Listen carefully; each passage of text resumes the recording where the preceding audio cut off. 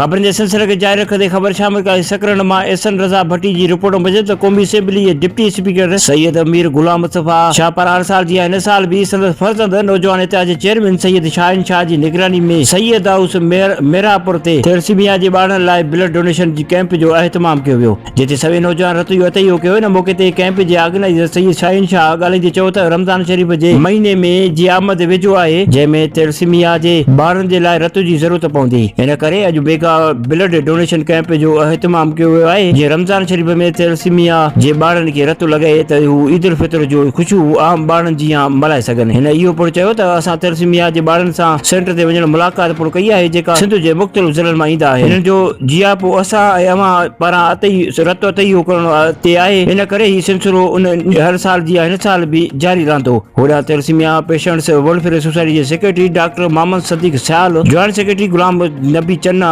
Professor Naresh Kumar camp जो दौरो कयो ऐं सही शहनशाह जो शुक्रियो मञियो। कैंप जा इंतज़ाम निसार अहमद ऐं जावेद मक्सी संभालिया।